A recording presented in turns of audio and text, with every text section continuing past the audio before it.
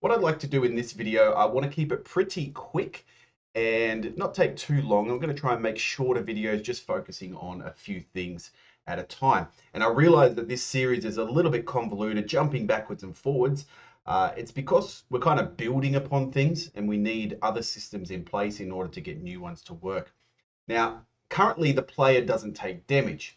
We do have it set up so that the signal's there and it's ready to go. That was here. So the signal, when they take damage, it will update the health value. We've got that sorted, that's ready to go, but they don't actually take damage. The reason why is because currently, if we run the game, if I can get into an enemy. Now what would happen, we could make it so that when the player is colliding with the enemy, we take damage. However, we're going to have multiple things here, and the player's health would go down very, very quick, especially if it's just doing it every single frame that the enemy collides with the player.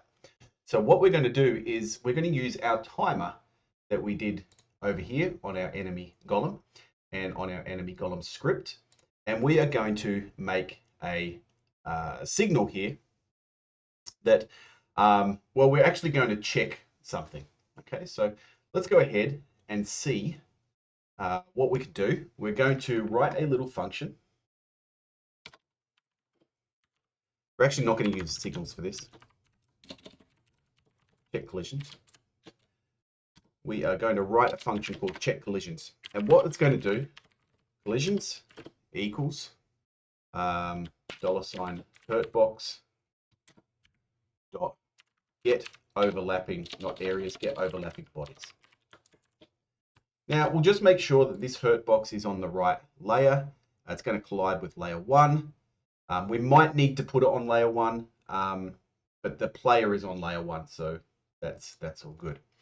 So what this code here does, it takes the area and it uses a method of the area called get overlapping bodies. That's going to return a list of overlapping bodies, things that are inside that area.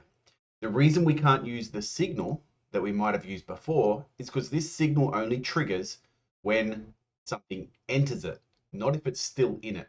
So in this case, the enemy, we could do it and the enemy would come towards the player. They enter, the player enters the hit box here, and then it takes damage. And then as long as the player stood still, it wouldn't take any more damage. Instead, we're going to check here. So if collisions, so if there are any collisions, for collision in collisions, it's a for loop. So this is just a variable. We could just say for C or anything. We're just going to check each collision in the collisions because it might pick up multiple ones. If the collision dot is in group, it's in the player group, and the damage timer. Now we're going to get a reference to that damage timer. I'm going to control and bring that, oops, bring that over there. And damage timer dot is stopped. Okay, so it's stopped. Then what's going to happen? If it's stopped and it's colliding with the player, then we are going to say collision. No, we're not. We're going to say player stats dot take damage. And now, do we have an amount of damage? Let's give it a variable at the top here at export var damage equals, let's say 5.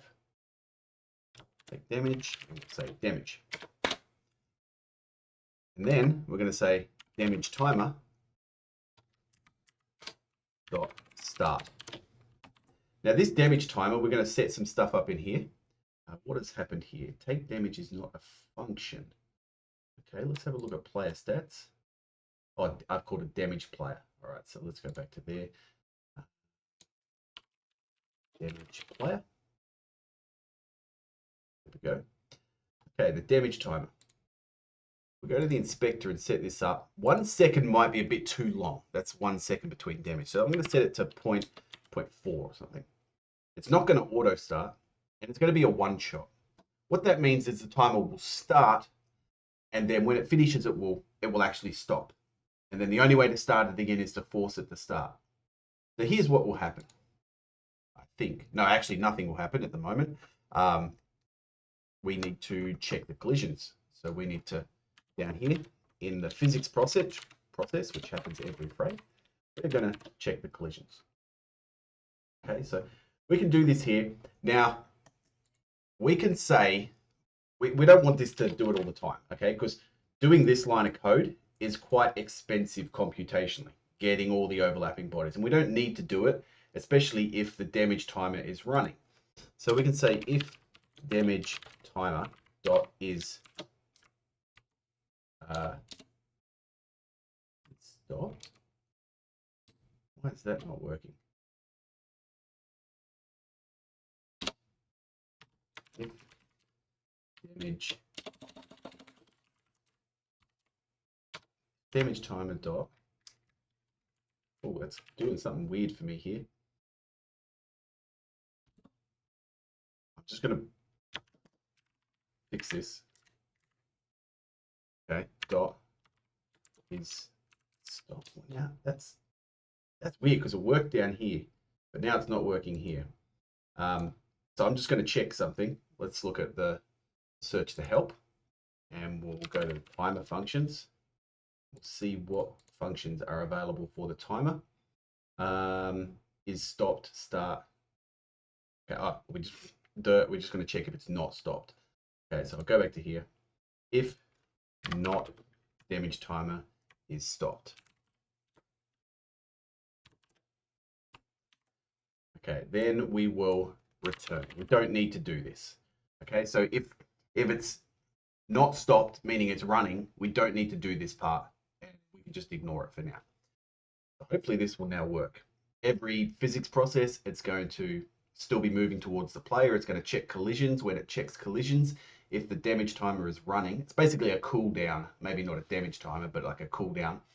It's going to just return, so end the function. But if it's not, if it can damage the player, then it's going to go ahead and do that. So let's go ahead and check if this works, see if I get any errors. Now I should be able to, as long as I don't kill the enemy.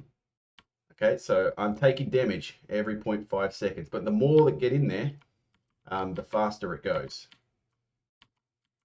Okay, so every 0.5 seconds I'm taking damage, but if we didn't have that there, it would just be like an immediate all the way down to 0. So that's our damage part done. And in the next video, we will finally fix up the player upgrade system.